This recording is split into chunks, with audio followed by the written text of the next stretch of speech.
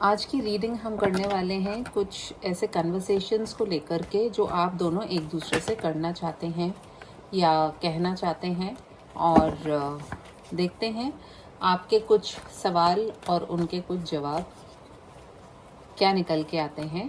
Cards को मैंने कर लिया है शफल और डेक को करेंगे हम 2 पार्ट्स में डिवाइड। ये वाली साइड आपकी है और ये वाली साइड आपके पार्टनर की है।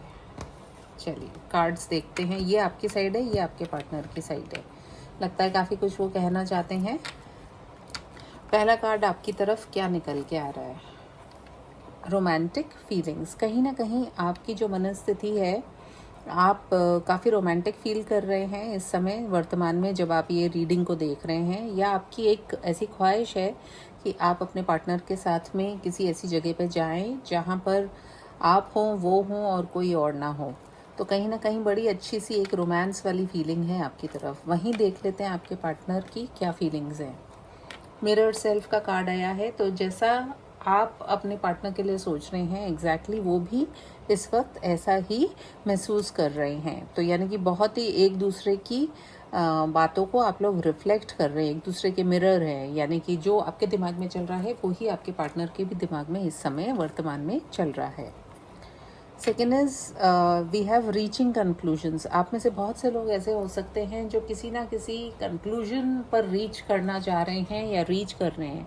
हो सकता है आप के इस रिश्ते में आपने काफ़ी उतार चढ़ाव देखे हैं और कहीं ना कहीं आप चाह रहे हैं अपने पार्टनर से कि किसी ना किसी तरह की एक कंक्लूजन पे पहुंचा जाए, एक ऐसे निर्णायक स्थिति पर पहुंचा जाए कि जिसके बाद कुछ एक क्लैरिटी जो है वो आपको चाहिए या आप वो इनसे डिमांड कर रहे हैं। उसके बदले में आपके पार्टनर का क्या कहना है? One sided love.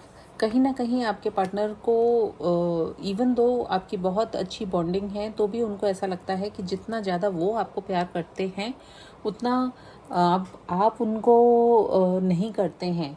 एंड कहीं ना कहीं जहाँ पर उनको आपकी अंडरस्टैंडिंग चाहिए होती है वो उनसे उनको आपसे नहीं मिल पाती है कई बार।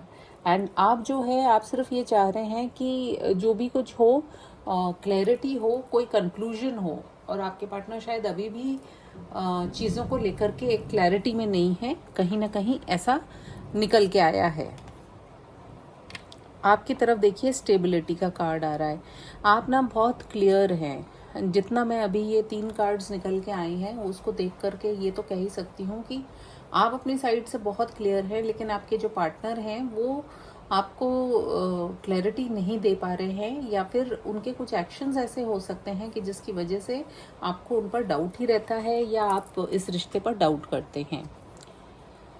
कहीं ना कहीं देखिए इस कार्ड में निकल के आया है ट्विन फ्लेम रिकग्निशन। मैं ट्विन फ्लेम की कोच नहीं हूँ और ये जो कॉन्सेप्ट है ये एक बहुत ही अलग तरह का कॉन्सेप्ट है और इसको समझने के लिए आपको कई बार अपनी जो समझ होती है उसका उपयोग नहीं करना होता है, क्योंकि भगवान द्वारा बनाई हुई जो चीज़ें हैं उनका हम कैसे एक निष्कर्ष निकाल सकते हैं, या मिरेकल्स जो होते हैं उन पर हम कैसे एक कोई मापदंड लगा सकते हैं। तो इसी तरीके से ये ट्विन फ्लेम लव भी होता है। एंड इसके बारे में आपको यूट्यूब पे बहुत सारे कोचेस, बहुत सारे एक्सप्लेनेशंस भी मिल जाएंगे। बट कहीं ना कहीं आपके जो पार्टनर हैं वो आपकी वैल्यू को रिकग्नाइज तो डेफिनेटली करते हैं, बट जहाँ तक चीज़ों को एक पुख्ता एक स्टेबिलिटी देने की बात होती है वहाँ पर ये अभी भी क्लियर नहीं है। आपकी तरफ कार्ड देखिए निकल के आया है यूनियन का। कहीं ना कहीं आप चाहते हैं कि इस रिश्ते के अंदर एक क्लैरिटी हो, कंक्लूजन हो, स्टेबिलिटी हो और आप दोनों साथ में रहें। वहीं कहीं ना कहीं आपके जो पार्टनर हैं वो काफ़ी कॉन्फ्लिक्टेड हैं एंड रियलाइज़ कर रहे हैं। लेकिन यूनियन की जब बात आती है तो देख लेते हैं उनका क्या कहना है।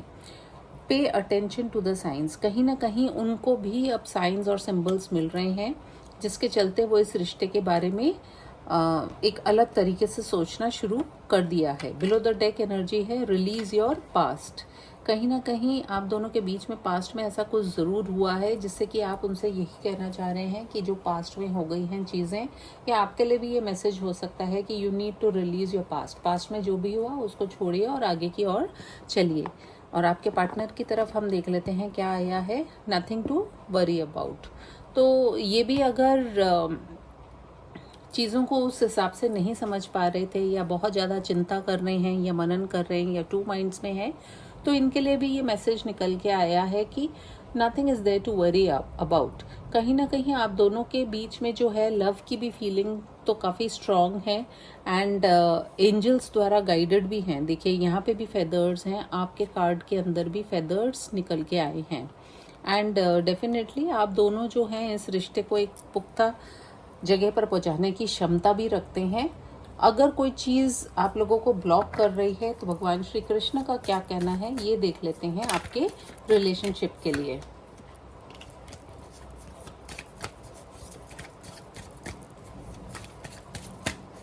एक कार्ड लेंगे।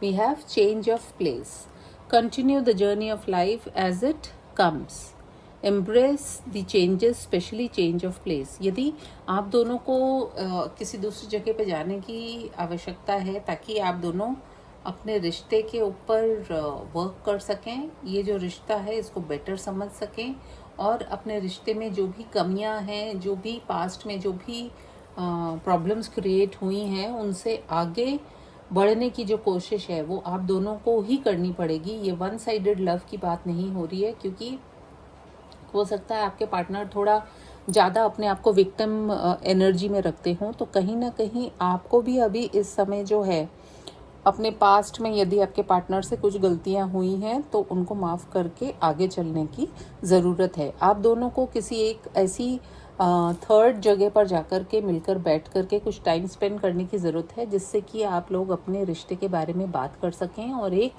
उसे एक नए रूप में लेकर के आ सकें। अगर ये रीडिंग आपको पसंद आई हो तो please do like, comment, share and subscribe to my channel. मैं आपसे मिलूंगी फिर किसी और रीडिंग में। तब तक के लिए टेक केयर, बाय बाय।